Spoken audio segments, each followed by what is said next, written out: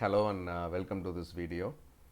We have been focusing already on freedom of press, and this is yet another theory which would allow you to question critically the idea of freedom of press.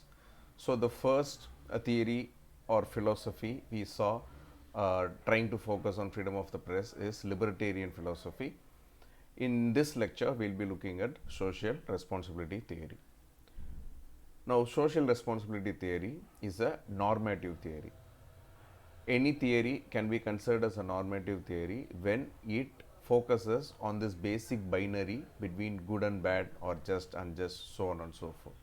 So, social responsibility theory is one such theory.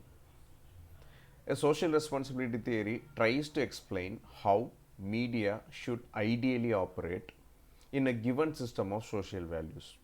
So, as the name suggests, there is social values involved, and the person who is subscribing to it should behave in a responsible manner. So, in short terms, you could title it by the definition social responsibility theory, as easy as it. Now, it also asserts that media must remain free of government control, but the only condition is that in exchange for the government control, media should or must serve the public. So, these are the overarching conditions of the social responsibility theory. We have seen the definition of it. Now, let us move on to look at some of the examples that concern or the basic ideas behind that govern the philosophy of social responsibility theory. While we are looking at the topic freedom of the press, we can also look at some examples of how media can be controlled. This is more or less like a self-regulating system or ideas that we could think about while thinking of media control. Now, one of the things is that if at all control has to be exerted on media, media should first of all accept and fulfill certain obligations towards society. Now, what are these obligations? The obligations that that media control is expected to enforce upon itself is, of course, people are expecting high standards, and examples of those are professionalism for the greatest example, truth, accuracy, and objectivity. Now, these are some obligations which which the public are looking towards media. Now, we always say that, like the judiciary pillar, media is yet another pillar which is a correcting system of the society itself. So, it is okay for public to expect such high standards of professionalism, truth, accuracy, and objectivity from the media itself. The next control on media could be on the context of self-regulation. Now, media should be self-regulating, but within the framework of the law that a particular territory or a state is governed by. So that is very important. It cannot, it cannot go beyond and claim that it has a particular freedom beyond the framework of the law that the state or the territory enforces upon everybody, including the media. Now, we cannot deny the fact that even media practitioners or people who belong to the so-called term called the public. Now, the next context is media should avoid disseminating material that might probably lead to crime, violence, civil unrest or disorder, or anything that might offend minority groups. Now, this is once again a self-regulating imposition that the media could give it to itself. Now, the next context we will be looking at is the idea of media controlling itself by acting in a pluralistic manner. The media as a whole should be pluralistic. It should reflect the diversity of culture in which they operate and give access to various points of view and rights of reply. Now, to favor one particular culture, a media should not take it in its hands and then try to damage another culture. So this is what we mean when we say it has to be pluralistic. Now, the next context we can look at is the public, right? The public who consume this media, they have a right to expect high standards of performance, and official intervention can be justified to ensure the public good. So it might seem to you like there is a repetition of point number 2 and 3, where we are talking about self-regulation, and they enforce upon themselves the framework of the law within a state or a territory. Yes, of course. Now, but then it adds an extra covenant where the public also are the part of the golden triangle. So the framework is on one side, the high standards is on the other side, and then the third corner is the public. So this has to be a wonderful golden triangle which cannot give up on one corner, right? So it has to be a complete triangle in that manner of speaking. Now, the final context I would like to remind you is that media professionals should be accountable to society as well as to their employers and the market. Now, like any employer, media practitioners are also employers. It doesn't mean that media practitioners, just because they are in the duty of correcting the society itself in a manner of speaking, they cannot be held accountable. We always have a quotation that is reverberating in our own minds: who will guard the guards? Take police for matter, right? So the police enforce complete control over the society, or the military enforces complete control over the society. Now, who will guard the guards? Who will police the police? Who will police the military? Or who will police the media people? So these are basic constraints that the media, in a manner of speaking, can have a control upon them, uh, and these are the examples that we could think of about how media control can be enforced. Yet another concern we have when we talk about the topic freedom of press in a critical manner is the idea of conflict of interest. Now, whenever the idea of freedom is spoken about, we have many obstacles, and media at least has these obstacles you see in front of you. Now, the first obstacle, or the first conflicting of interest they have, is individual conscience. This is the first and foremost thing where any media professional must live with her or his decisions they have made in their life. So it is the first checkpoint or the first conflicting interest when we talk about freedom of the press. So it is always the individual who stands first in the way of making any decision of writing an article, of involving themselves in an investigative journalism kind of an article, or so on and so forth.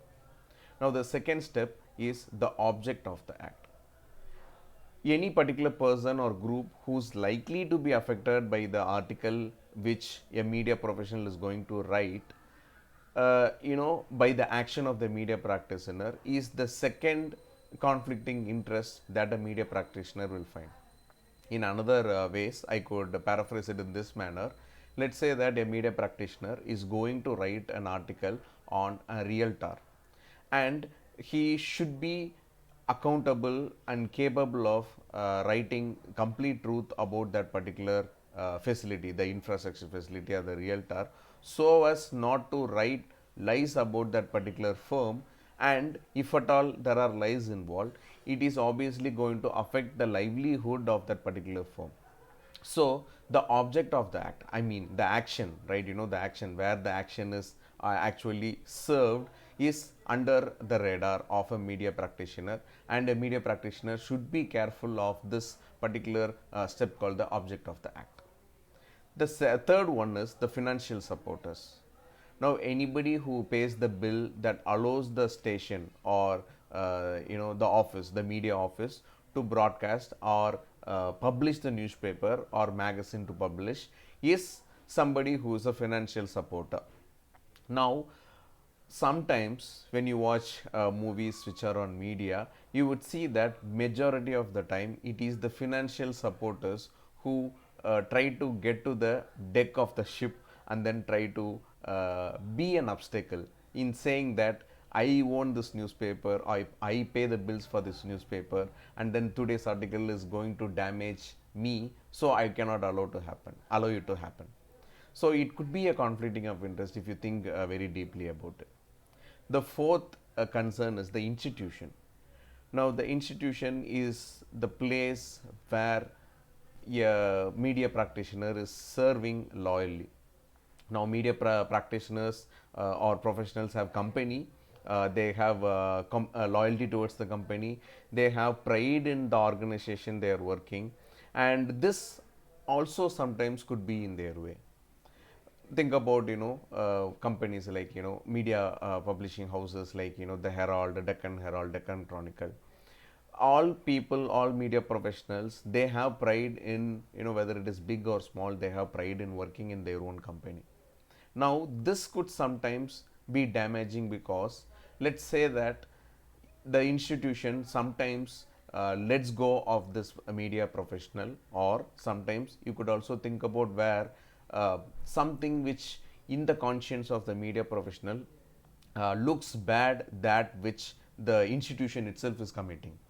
For example, Deccan Herald, right? So the institution if itself is committing a fraud or committing an unpopular thing, so it would come under the conscience, individual conscience of the media practitioner, and the institution's loyalty, pride, all that is demolished. This can be a governing factor while we deal with the idea of conflicting interest. Now, the fifth one is profession itself. Now, media practitioners work to meet the expectations of their colleagues. They have respect for the profession that sustains them. Of course, any profession, this is the same case. We are sincere in our own work. We do not, we sometimes we try to meet with expectations of our colleagues, sometimes. But then we have respect for our own profession, that we may not be able to do certain things. Now, as an individual, you might be able to do certain things, but as a person who belongs to a particular profession, your conscience of that particular profession might stop you. Now, at times, this could be a conflicting interest also. Finally, the society itself. Now, media professionals on the whole have a social responsibility, as we have been arguing throughout this video lecture, because of the influence their work can have. Now, any article written by a media professional, there are influences that that particular article can have. They may even have greater responsibilities than do many other professionals. If you think very hard about it, a media professional who brings, for example, at least in Tamil Nadu, for a very long time this has been happening.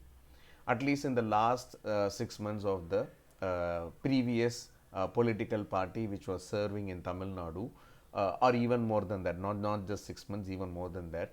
It was the court, it was the judges, it was the High Court of Tamil Nadu which continuously kept telling the party and the judges, the advocates who come in defense of the government, that they are not supposed to be doing certain things. For example, billboards, right? Billboards that are kept on the roads for the purpose of campaigning are dangerous things. We have seen it in many movies. Now it is the court which has an obligation towards the society, and then the society keeps asking this question through the judiciary pillar, right? Likewise, even media is that kind of a pillar which could serve with greater responsibility like many other profession, including the judiciary, right? So this becomes the final conflict of interest, where the society itself could be a conflict of interest, where the media professional wants to do one thing, but then the society is not yet ready to accept it, but then he is caught between the society and the article he is going to write. So I think that kind of gives you an idea of how freedom of press is attributed in a very practical manner when we talk about the ideas of media control and conflicting interest.